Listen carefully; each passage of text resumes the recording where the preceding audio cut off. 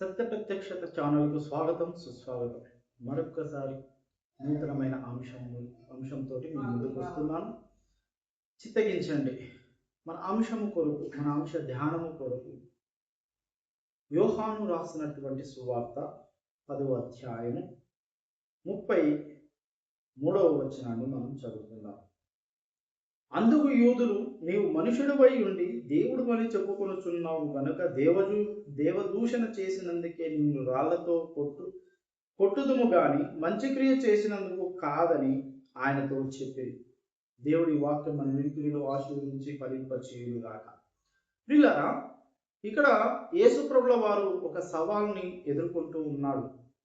యేసుప్రభుల వారు, నేను దేవుని కుమారుడను, నా అంతటా నేనేమి చేయలేను, దేవుడే నాయందుండి చేయుచున్నాడు, నేను దేవుని కుమారుడను, పాపమును క్షమించుటకు దేవుని కుమారునికి అధికారం ఇవ్వబడ్డదని యేసుప్రభుల వారు చెప్తూ ఉన్నాడు.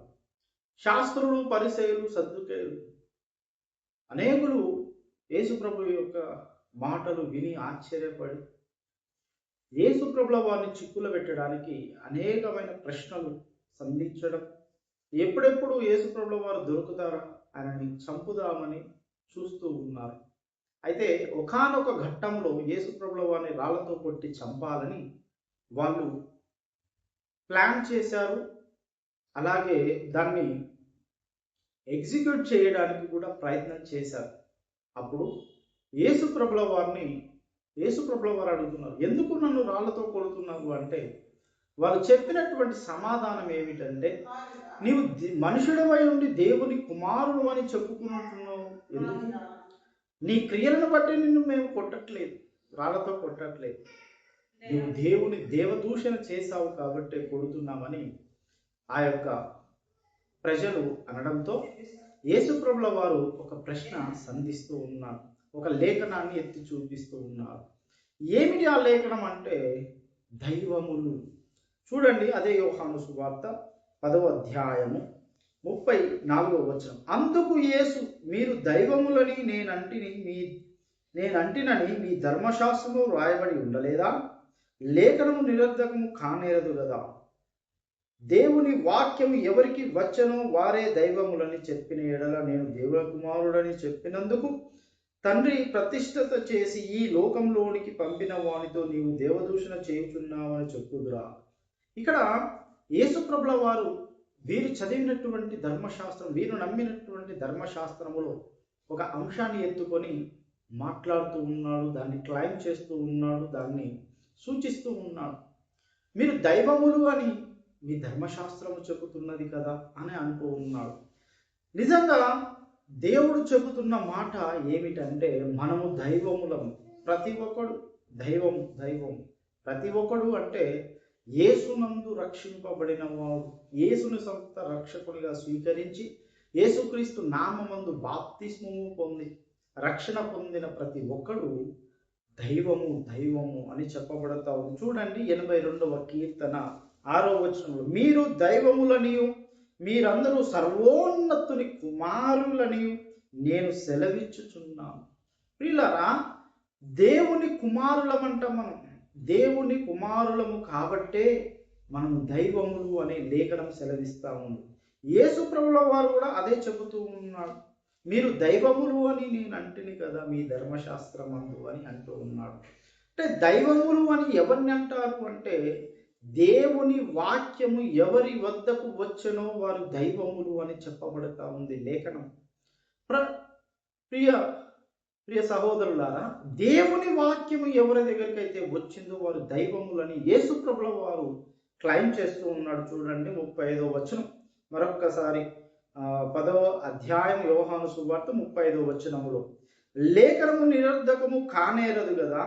దేవుని వాక్యం ఎవరికి వచ్చనో వారే దైవములని చెప్పిన ఎడల, దేవుని వాక్యము ఎవరి దగ్గరికి వచ్చిందో వారు దైవములు అని యేసుప్రభుల వారు ఉటంకిస్తూ ఉన్నాడు. కాబట్టి ప్రియులారా, మనం చూసినట్లయితే లూకా సువార్త 3వ అధ్యాయము 2వ వచనాన్ని మనం గమనించినట్లయితే, లూకా సువార్త 3వ అధ్యాయం 2వ వచనం మనం చూసినట్లయితే, అన్నయు కయపయు ప్రధాన యాజకులుగాను ఉన్న కాలమున అరణ్యములోనున్న జకర్య కుమారుడైన యోహాను యొద్దకు దేవుని వాక్యము వచ్చను. ప్రియులారా, బాప్తిసం ఇచ్చి యోహాను దగ్గరికి వాక్యం వచ్చిందంట. అలాగే ఎవరైతే పాత నిబంధన గ్రంథములో ప్రవక్తలని చెప్పబడిన వారు ఎవరైతే ఉన్నారో, దేవుని ప్రజలు అనబడిన వారు ఎవరైతే ఉన్నారో వాళ్ళ దగ్గరికి ఏమొచ్చిందంటే దైవ వాక్యము వచ్చింది. దావీదు కూడా ఆ మాట చెబుతూ ఉన్నాడు. చూడండి, 119వ కీర్తన 11వ వచనములో ఈ మాట రాయబడి ఉన్నది. ఒక్కసారి, నీ ఎదుట నేను పాపము చేయకుండానట్లు నా హృదయంలో నీ వాక్యము ఉంచుకొని ఉన్నాను. దావీదు హృదయంలో వాక్యం ఉందంట. ఎలా వచ్చింది వాక్యము తన హృదయంలోనికి అంటే దేవుణ్ణి విశ్వసించుట వలన వాక్యం వచ్చింది. దేవుణ్ణి తెలుసుకోవాలని ఆశ పడుట వలన వాక్యం వచ్చింది. ప్రియులారా, అలాగే ఇర్మియా ప్రవచన గ్రంథములోని కూడా రండి. ఇర్మియా ప్రవచన గ్రంథము 1వ అధ్యాయంలోనికి వచ్చినట్లయితే చూడండి, 1వ అధ్యాయం 3వ వచనం, మరియు యోషియా కుమారుడగు యెహోయాకీము యూదాకు రాజై ఉండగా, ఏషియా కుమారుడగు సిద్కియా యూదాకు రాజై ఉండగా, అతని ఏలుబడి 11వ సంవత్సరమాంతరము వరకును, అనగా ఆ సంవత్సరం 5వ నెలలో యెరూషలేము చెర తీసుకొని పోబడు వరకు ఆ వాక్కు ప్రత్యక్షమగుచూ ఉండేది. దానికంటే ముందు 2వ వచనం చూడండి, ఆమోను కుమారుడైన యెషియా యూదాకు రాజై ఉండగా, అతని ఏలుబడి 13వ సంవత్సరము యెహోవా వాక్కు ఇర్మియాకు ప్రత్యక్షమాయెను. ఇర్మియాకు ప్రత్యక్షమైంది, యెహోషువాకు ప్రత్యక్షమైంది,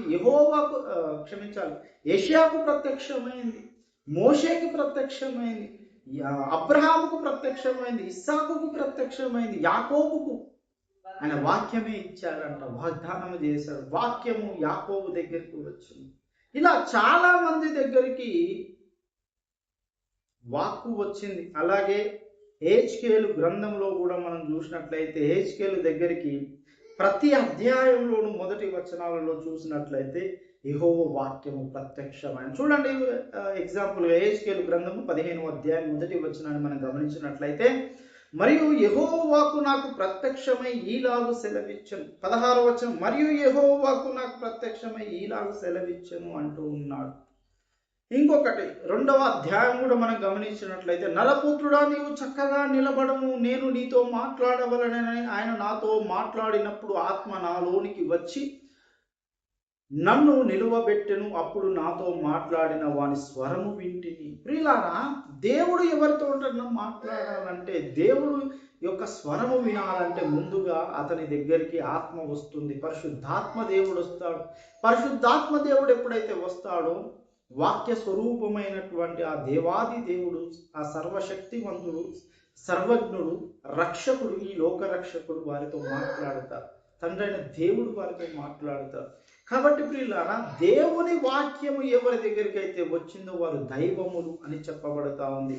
దానికి మంచి ఉదాహరణ అపోస్తులైన పౌలు భక్తుడు ఎఫెసీయులకు రాసినటువంటి పత్రిక 1వ అధ్యాయము 23వ వచనాన్ని మనం గమనించినట్లయితే, మరియు ఆ సంఘము ఆయన శరీరము సమస్తము పూర్తిగా నింపుచున్న వాని సంపూర్ణత అయి ఉన్నది.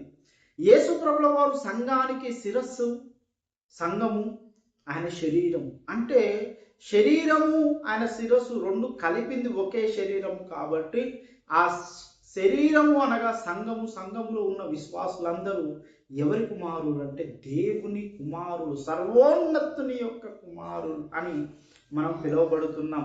అలాగే కాకుండా గలతీలకు రాసినటువంటి పత్రిక 4వ అధ్యాయము 6వ వచనాన్ని మనం గమనించినట్లయితే, మరియు మీరు కుమారులై ఉన్నందున నా తండ్రి అని మొర్రపెట్టు తన కుమారుని ఆత్మను దేవుడు మన హృదయంలోనికి పంపెను.